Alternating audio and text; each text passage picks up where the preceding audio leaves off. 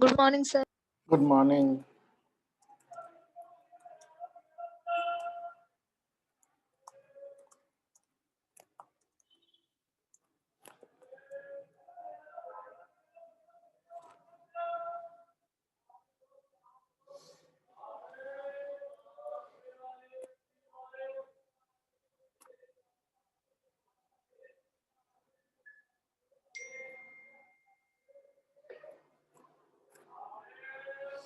Okay, we'll start in a minute.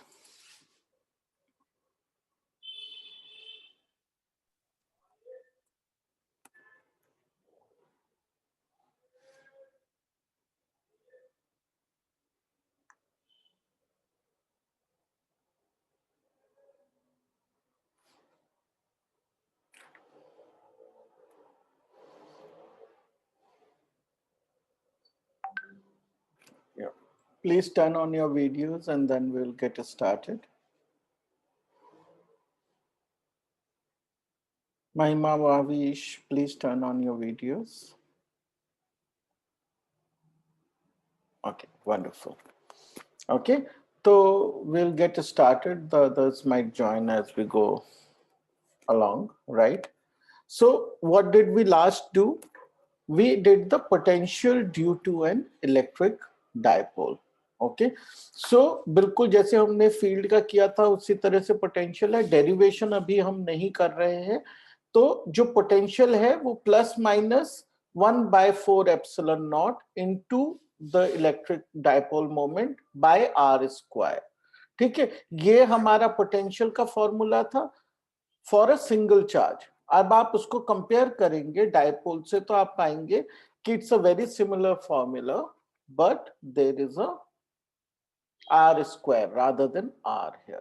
So the potential because of a dipole declines a lot faster than for a single charge, which is understandable. The other thing is we also always try to solve this problem for the equatorial plane, and for equatorial plane the potential is 0 on any point on the equatorial plane. ठीक है, तो ये वाला जो equatorial plane से related questions can come in multiple ways. They can ask you to identify a point where the potential is 0 because of the dipole, electric dipole, right? So the answer is any point on the equatorial plane. Okay, so questions can be asked in multiple ways, but you have to remember that equatorial plane पे हर point पे potential 0 है. Okay, or you can also say that this potential is same as the potential at infinity. Both mean the same thing. Okay. What are equipotential surfaces? Okay, can somebody answer that question? Sir जहाँ पे सारे points पे potential बराबर हो. Yes. So a surface formed by joining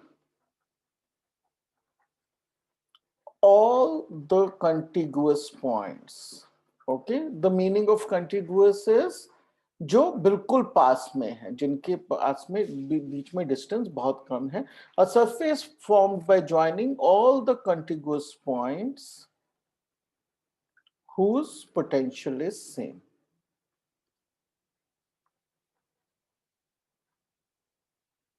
ठीक है ना. तो जो भी इक्विपोटेंशियल सरफेस है, मान लीजिए ये एक इक्विपोटेंशियल सरफेस है, तो उस पे हर एक पॉइंट, चाहे ये पॉइंट हो, चाहे ये पॉइंट हो, चाहे ये पॉइंट हो, हर एक पॉइंट पे जो पोटेंशियल है वो सेम है. ठीक है, जैसा कि मैंने पहले ही कहा कि potential is the property of the space. तो ये जो हमारा सरफेस है ये स्पेस में है और हर एक पॉइंट पे उस पे potential same. So draw the equipotential surfaces for the following charge configurations. ठीक है, तो ये पहला चार्ज कॉन्फ़िगरेशन है जहां पे plus Q is a charge. तो इक्विपोटेंशियल सरफेसेस कैसे दिखाई देंगे हमें?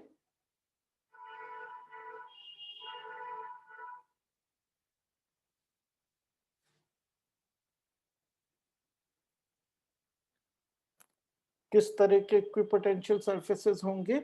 स्फेरिकल होंगे इस केस में, right? So at a distance r the potential is same at all the points, and all the points उनका locus क्या होगा जो at a distance r है? That is going to be a sphere. चाहे वो minus q हो, still the equipotential surfaces are all spheres. अब ये एक infinite wire of charge है, यूनिफॉर्म चार्ज। तो इसका कैसा होगा इसका equipotential surface? Anybody can answer that? बेटा सबके वीडियोस ऑफ हो गए हैं, please don't do that, please switch on your videos.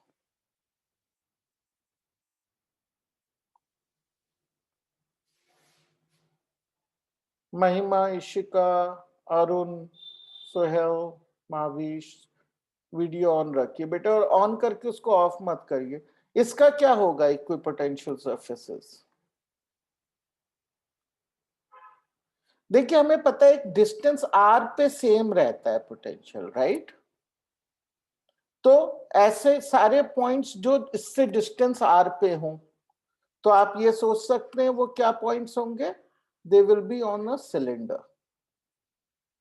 Okay, इस सिलेंडर की जो हाइट है वो इनफाइनाइट है और उसका रेडियस r है। तो सारे के सारे इक्विपोटेंशियल सरफेसेस ऐसे कंसेंट्रिक cylinders बनेंगे। Okay, now let's look at this. This is a sheet. What type of a sheet? Infinite sheet of uniform charge distribution. इसके इक्विपोटेंशियल सरफेसेस कैसे बनेंगे?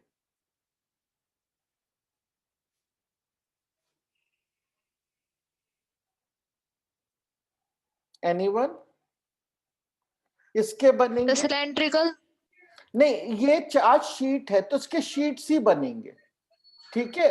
एक जैसे ये r डिस्टेंस पे शीट हो गई, फिर ये r2 डिस्टेंस पे एक शीट हो गई, तो ये सब इक्विपोटेंशियल सरफेसेस हैं। ये r2 डिस्टेंस पे हो गई, अब r3 पे एक बन जाएगी। ओके, तो इस तरह से इसके इक्विपोटेंशियल सरफेसेस बनेंगे, infinite sheets parallel to the sheet of charge. ठीक है? Okay. You are given two closely placed equipotential surfaces S1 and S2, ठीक है? तो ये एक इक्विपोटेंशियल सरफेस है और ये दूसरा इक्विपोटेंशियल सरफेस है, ठीक है? अब जो पोटेंशियल किसी भी पॉइंट का S1 पर है वो ज्यादा है किसी भी पॉइंट पर S2 के पोटेंशियल से। So VS1 of any point on S1 is higher than the potential of any point on S2. Now you have to tell me in which direction will the field point.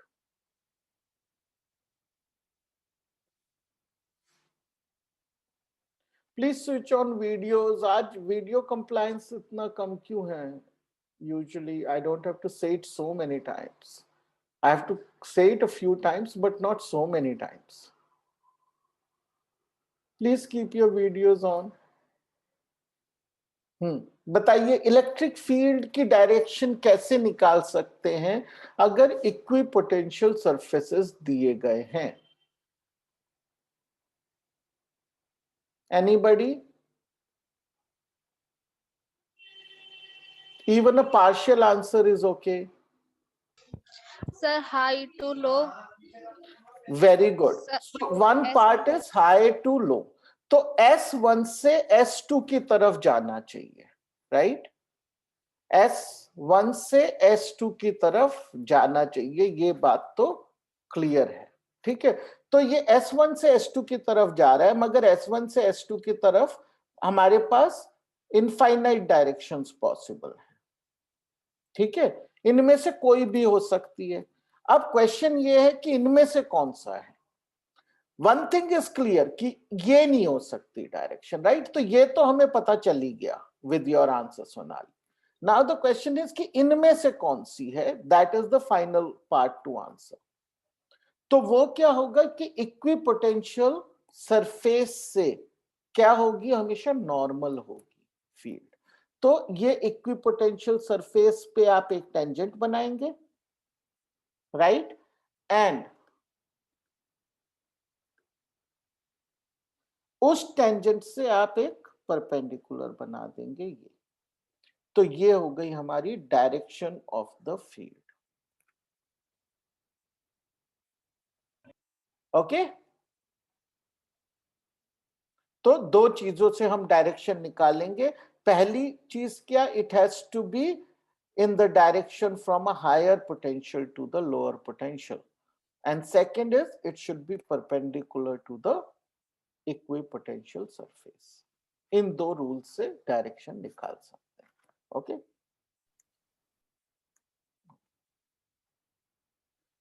a dipole is in a uniform electric field suspended at an angle theta with the direction of the field।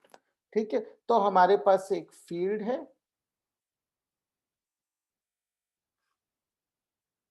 जो uniform है, मतलब field lines equidistant बनाएंगे, uniform है, and there is a dipole in this, okay, there is a dipole in this which is oriented at an angle theta।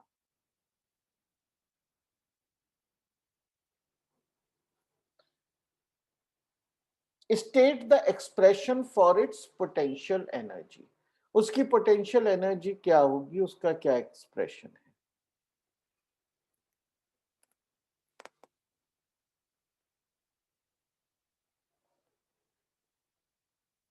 चलिए सबसे पहले मुझे बताइए पोटेंशियल एनर्जी क्यों होगी इसमें, क्या होगी को छोड़ देते हैं, क्यों होगी इसमें पोटेंशियल एनर्जी?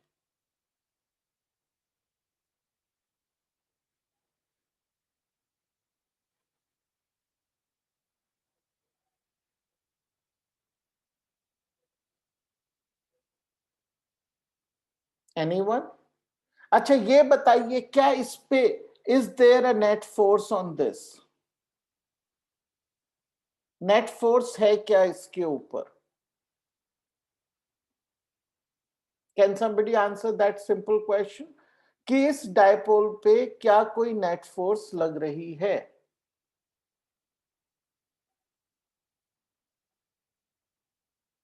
देखिए क्यू पे क्या फोर्स लग रही है, in the direction of field लगेगी, क्या लगेगी, क्यू ई, और इसमें opposite to direction of force वो भी क्यू ई, क्योंकि ये यूनिफॉर्म है फील्ड।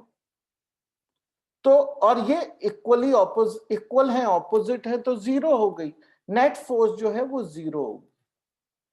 अब net force at any point on this dipole is zero, इसका मतलब इस पे कोई भी वर्क डन नहीं होगा इसको यहां तक लाने में, ठीक है ना। लेकिन फिर किस वजह से वर्क डन होगा, वर्क डन होगा केवल इसको रोटेट करने, ठीक है। तो जो भी एनर्जी है वो रोटेशनल है, ठीक है, ट्रांसलेशन की वजह से वर्क डन नहीं होगा, केवल रोटेशन की वजह से होगा। अब इसकी वजह से क्या आपको याद आया इसका क्या एक्सप्रेशन था पोटेंशियल एनर्जी का?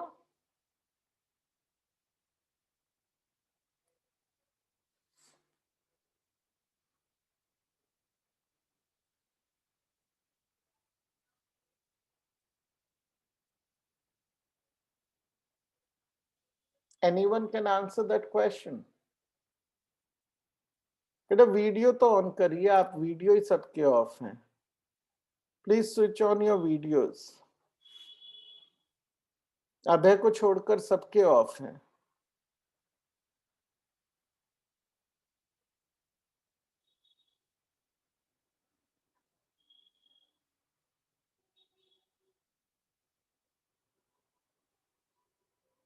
Please switch on your videos. Ishika, Sohel, Mahavish, Sandeep. Mavish, what's happening to you, beta? You always keep your videos on. आपको आज क्या हो रहा है?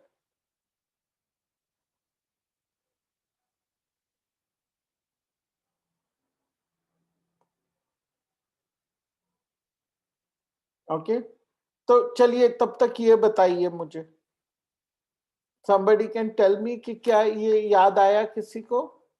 देखिए पोटेंशियल एनर्जी क्या होती है इसकी, ये इंपॉर्टेंट है, बहुत ज्यादा याद रखना। ये होती है पी, पी क्या होता है? इलेक्ट्रिक डायपोल मोमेंट इनटू ई इनटू कॉस थीटा। ओके, जो आप याद रख सकते हैं पी डॉट ई की तरह से भी याद रख सकते हैं with a negative sign. Okay, और ये हमने बोल दिया पोटेंशियल एनर्जी, और ये पोटेंशियल एनर्जी किस तरह की है? रोटेशन की वजह से है। ठीक है, तो यूजुअली हम कहते हैं कि इंफिनिटी पे पोटेंशियल जीरो है, तभी हम पोटेंशियल एनर्जी की कोई वैल्यू लिखते हैं। लेकिन उसमें अभी तक हमने रोटेशन की बात नहीं की थी, तो हमें रोटेशन के लिए भी एक रेफरेंस पॉइंट लेना पड़ेगा, राइट? तो the reference here taken is π/2 angle जो है, यानी ये अगर डायपोल इस तरह से अलाइंड है तो उसकी पोटेंशियल हमने, रोटेशनल पोटेंशियल एनर्जी जो है वो जीरो ली हुई है। तो उस रेफरेंस के हिसाब से ये आंसर आता है, क्योंकि हम जानते हैं कि पोटेंशियल एनर्जी जब भी हमें लिखनी है वो किसी रेफरेंस से होती है, और रेफरेंस यहाँ पे क्या है? Theta is equal to π/2।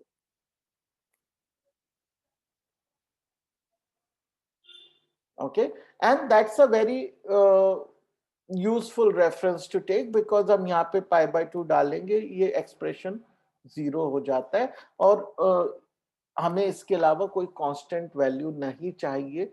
We can choose anything as a reference point, तो हमने π/2 को रेफरेंस पॉइंट लिया। Okay, so this is a very important thing to remember. Also remember the minus sign. Okay. Excuse me, sir. Hello. Ji sir, एक बार सभी की video on करा दीजिए हाँ, ताकि मैं अटेंडेंस दे सकूं। हाँ बिल्कुल। बेटा अपनी वीडियो ऑन कर लीजिए सभी लोग, ताकि मैं आपकी अटेंडेंस लगा सकूं। सोहेल, महिमा, संदीप, मयूरी, मयूरी तो खैर सुन नहीं रही है हमको, so she may not respond, but Sandeep, Ishika, Sandeep Kumar, Ishika, बेटा अपना सोहेल, वीडियो ऑन कर लीजिए। सोहेल, सोहेल,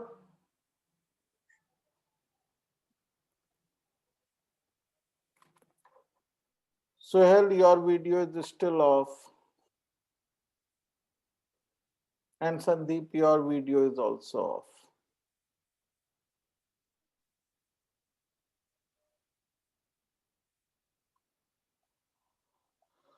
इशिका, क्या हुआ? फिर से ऑफ कर दिया आपने? सर वीडियो ऑन नहीं हो रही है ये। अच्छा, what about you Sandeep?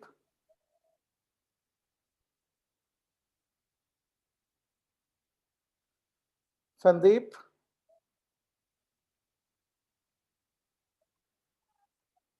I think Sandeep is not around.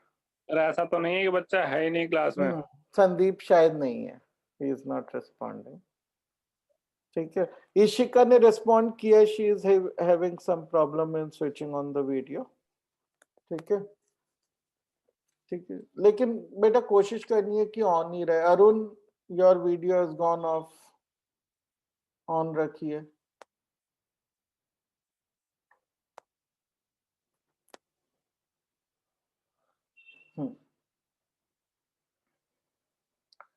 सो अब क्वेश्चन है कि when is it the lowest and when is it the highest? Potential energy इसकी लोएस्ट कब होती है और हाईएस्ट कब होती है?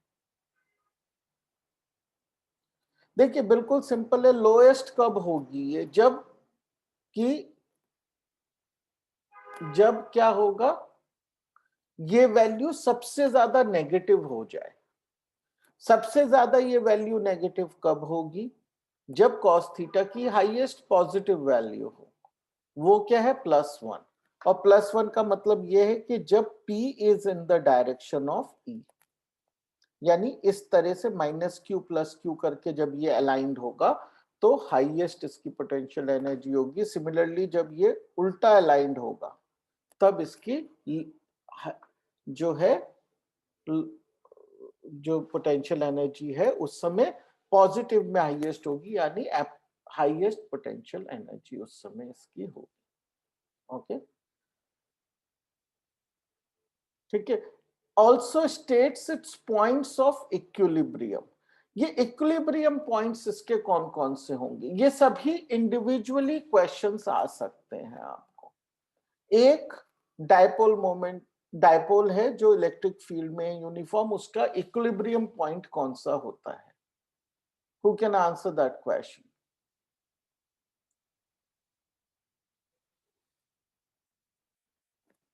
बताइए,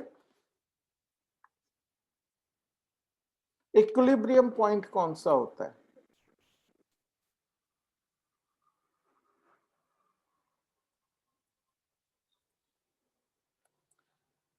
Nobody knows that?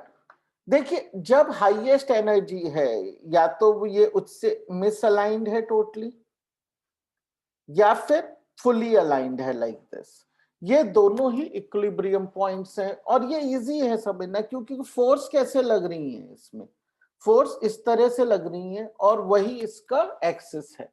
So the forces are passing through the centre point.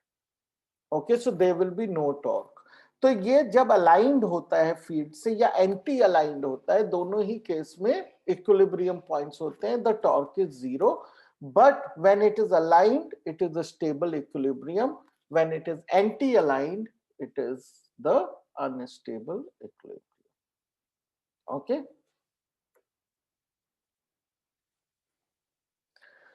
now this is an important question, it is an open ended question I have put here.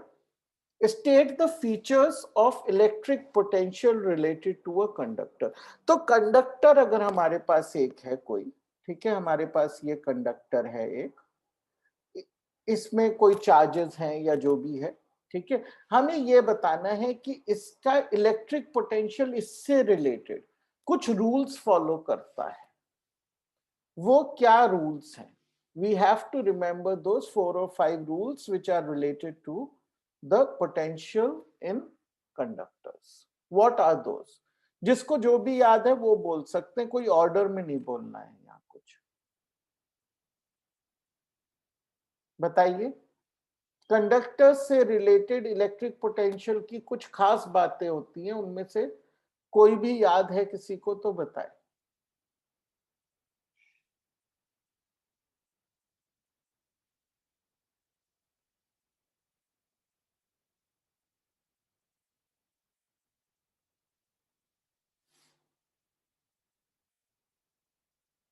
देखिए, सबसे पहली चीज, इस पॉइंट पे, इस पॉइंट पे, इस पॉइंट पे, किसी भी पॉइंट पे इंक्लूडिंग द सरफेस, जो पोटेंशियल है यहाँ पे, यहाँ पे, यहाँ पे, वो सब सेम पोटेंशियल होता है।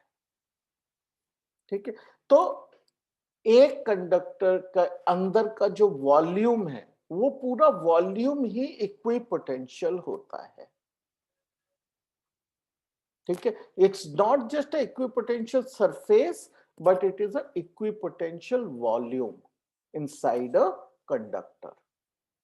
अब अगर एक बात बताइए, अब अगर ये सब पॉइंट्स सेम ही पोटेंशियल पर हैं तो फील्ड क्या होगी अंदर?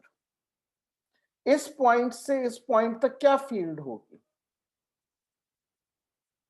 somebody answered the previous question कि तो can answer this also. क्या फील्ड होगी अगर पोटेंशियल सब पॉइंट्स का सेम है?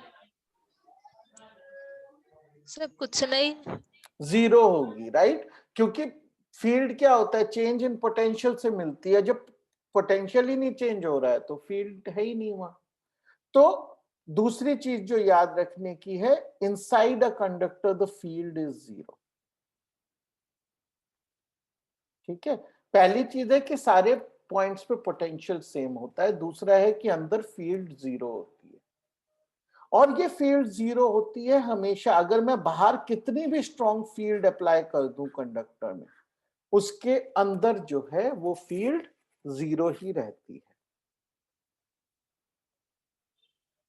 ठीक है, अब मुझे एक बात बताइए कि कंडक्टर के अंदर यहाँ पे क्या ये कुछ पॉजिटिव चार्जेस ऐसे हो सकते हैं?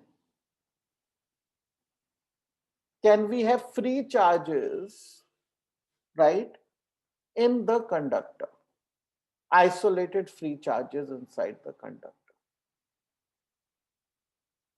उसके लिए कई बार हम वर्ड एक्सेस चार्ज भी यूज करते हैं।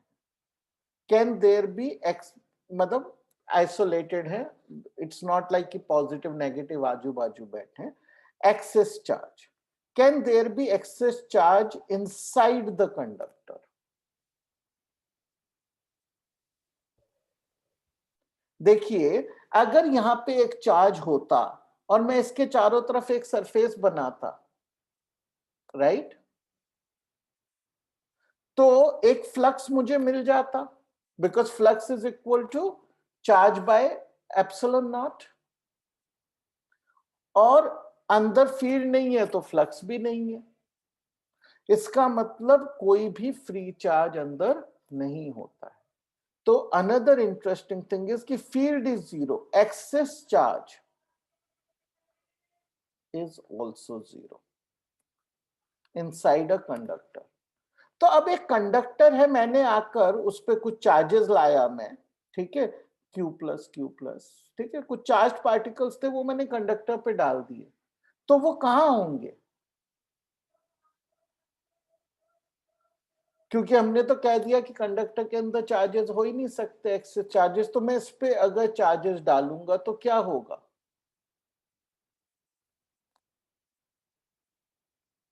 एनीवन? तो वो चार्ज अंदर नहीं जा सकते, तो वो कहां रहेंगे? वो सरफेस पे रहेंगे। ठीक है, तो फ्री चार्जेस और excess charges are always on the surface of a conductor, they cannot be inside the conductor.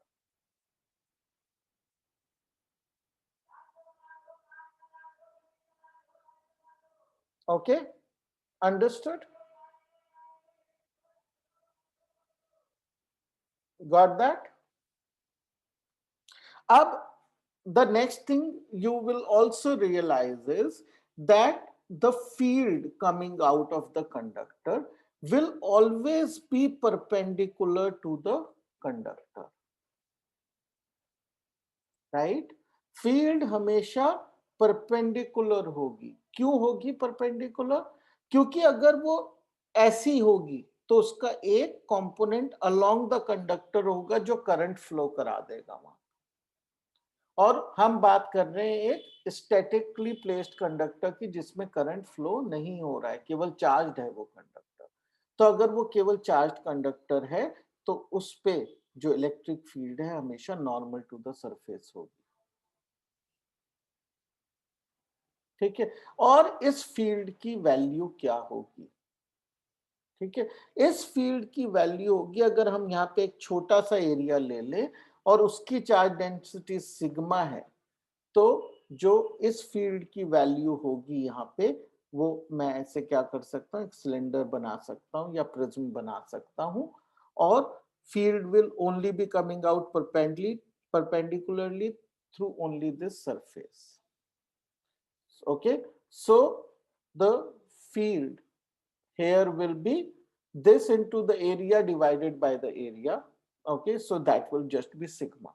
So sigma upon epsilon naught, and it will be always perpendicular. So field जो है, लेकिन ये sigma uniform होगा metal surface पे, ये जरूरी नहीं है, ये बात याद रखिए। ये जो सिंप्लीफाइड एक्सप्रेशन है ये अज्यूम नहीं करता है कि ये सिग्मा यूनिफॉर्म होगा। ओके, लेकिन अगर हमें सिग्मा दे दिया जाए किसी पॉइंट पर तो हम उसकी फील्ड निकाल सकते हैं। ओके, सो ये जो कंडक्टर से related electric field, electric potential, charge, इन सब के रूल्स हैं, ये अल्ट्रा इंपॉर्टेंट है, आपको ये याद रखने हैं। अंदर पोटेंशियल जीरो सेम होता है, कांस्टेंट होता है, which is the same potential as on the surface. जो सरफेस ऑफ द मेटल है वो एक इक्विपोटेंशियल सरफेस होना ही चाहिए।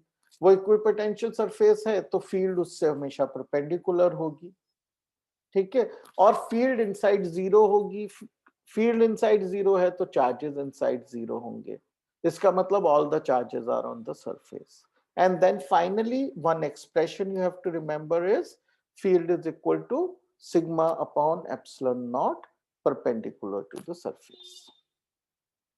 ओके, तो ये सब इंपॉर्टेंट पॉइंट्स हैं जो हमें याद रखने हैं dealing with conductors. Okay. What is the electrostatic shielding? Explain with an example. Now this is a very simple question. Who will explain this?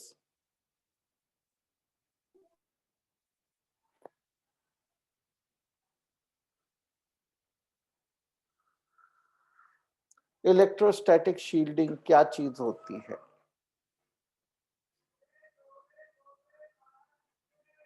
It is related to the previous question.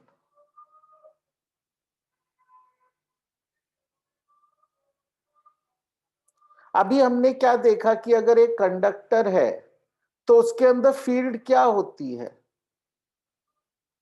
What is field inside the conductor? बेटा कोई जवाब? Zero. Zero. Very good. तो field inside zero होती है। तो अगर हम एक कंडक्टर का शेल ले लें जो क्लोज्ड है, एक close shell of a conductor ले लें, तो उसके अंदर फील्ड हमेशा जीरो होगी, बाहर चाहे कितनी भी स्ट्रॉन्ग फील्ड क्यों ना हो, ठीक है। तो इसका मतलब ये है कि एक क्लोज्ड मेटल सरफेस जो है वो उसके अंदर फील्ड को जीरो रखता है। इसका मतलब वो अंदर की हर एक चीज को उस फील्ड से प्रोटेक्ट करता है या फिर शील्ड करता है, एक ढाल की तरह काम करता है और अंदर फील्ड को नहीं आने देता। तो इसीलिए इसको हम बोलते हैं electrostatic shielding. So electrostatic shielding is the effect of a closed conducting shell that does not allow the electric field to enter this closed shell and hence protects anything inside it from the external field. ठीक है, तो ये protection देता है एक ढाल की तरह, इसीलिए इसको बोलते हैं इलेक्ट्रोस्टैटिक शील्डिंग। ठीक है, इसका एक बहुत अच्छा एग्जाम्पल जो आप हमेशा याद रख सकते हैं कि अगर एक प्लेन जा रहा है, right, there is a plane in the air, okay, and there is a lightning. Now when the lightning happens and if you travel by plane now and then, you will realize कई बार बिजली कड़क रही होती है and this plane is going right in middle of that electric bolts, okay, yet we do not ever experience an electric shock. Why? Because this metal body of the plane acts like a electrostatic shield. Electrostatic shield. Okay, so it acts like an electrostatic shield and the field from outside which is causing lightning does not enter the plane and it keeps us safe from those potential. Okay, now let's move on to the second part of this chapter. So once we understand what is the potential, the next thing that we come to is a device. What is this device? It is called capacitor, and the question is, what is a capacitor? Can somebody say what is a capacitor?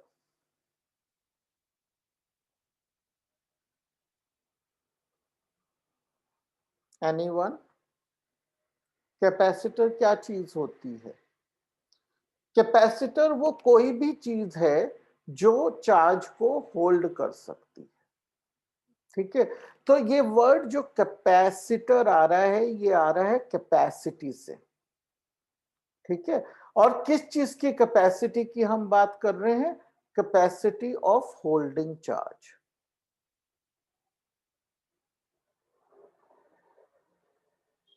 ठीक है, आपने normally देखा होगा कि हम electrostatic charging कर सकते हैं। We can charge a comb by rubbing it on our hair, and then it can attract pieces of small thermocol or paper lying on a floor, right? तो लेकिन कुछ समय बाद वो ये करना छोड़ देता है, राइट? तो यूजुअली क्या होता है कि for anything to hold charge is difficult. Okay, it's not easy for something to hold charge. Charges want to combine and be lost, so net charge hold करना मुश्किल होता है, और इस वजह से कोई भी चीज जो उस चार्ज को होल्ड कर सकती है उसको हम कैपेसिटर कहते हैं. Technically anything in the world is a capacitor. Okay, anything that you deal with, a strand of hair, a ball of metal, a ball of plastic, everything is a capacitor and can hold certain amount of charge. लेकिन हम जब capacitors की बात करते हैं तो usually what are they? They are two conductors carrying opposite and equal charges, okay, which are separated by a small difference. Okay, they are two conductors carrying equal and opposite charges separated by a small difference, and often there is a dielectric material between them. Okay, that is what constitutes a capacitor in real life. The most common that we study is the parallel plate capacitor, and whether it is a parallel plate capacitor or not, we still use that as a symbol. So symbol क्या होता है इसका? ये इसका symbol होता है. This thing means a capacitor. Now there are some variations of this symbol that you should understand. Okay, one variation of the symbol is this. Can somebody tell me what does this mean? So capacitor is constant. Is variable. Is It's a, variable. हाँ, Yes. it's a variable capacitor. Okay, तो ये arrow लगाने का मतलब होता है किसी चीज को वेरिएबल बना देना. जैसे कि अगर मैं ऐसे बनाऊंगा तो ये एक वेरिएबल रेजिस्टेंस हो गई. अगर मैं एक बैटरी बनाता हूं, ओके, और उस पे ये लगा देता हूं तो वो एक वेरिएबल पोटेंशियल की बैटरी हो. ठीक है, तो ये एक कॉमन तरीका है वेरिएबल दिखाने का, वो कैपेसिटर पे भी अप्लाई करता है. तो ये हो गया वेरिएबल कैपेसिटर. ठीक है, किसी किसी बुक में हमें बोर्ड के लिए बिल्कुल ध्यान नहीं देना है, किसी किसी बुक में हम इस तरह के भी कैपेसिटर देखते हैं. ओके, तो ये बेंट भी दिखा देते हैं किसी किसी में. We don't have to get into that, that depends on the way it is made, right? So and sometimes we also show the polarity in capacitors. Okay, ये सब चीजें किसी किसी बुक में, जैसे आप क्वेश्चन इधर उधर से करते हैं तो उनमें दिखाई जा सकती हैं, right? We don't have to worry about this so much. Usually they will connect it correctly. अगर इस तरह का कैपेसिटर है तो वो उसको हमेशा पॉजिटिव से ही कनेक्ट करेंगे. We don't have to worry about that. Okay, हमें चिंता नहीं करनी है, हमारे लिए ये सही सिंबल है. लेकिन अगर किसी क्वेश्चन में ऐसा सिंबल भी दिखे तो हमें घबराना नहीं. ठीक है, कोई हमें उसकी पोलैरिटी वगैरह दिखाने की जरूरत नहीं. तो यही दो मेन सिंबल्स हैं that you should recognize. Okay, now we are coming to an end of the chapter. Okay, so capacitance कैसे define करते हैं वो हम next chapter में करेंगे. And then in the next class we will cover the capacitance. I think we can do it in one class, and then we will do more questions. ठीक है, तो electric potential, as we said, we have been able to complete in this class entirely, and capacitance अगले में करें. ठीक है, so great now, and I think I'll see some of you in the next class, which is the maths class. So for now, thank you and bye-bye.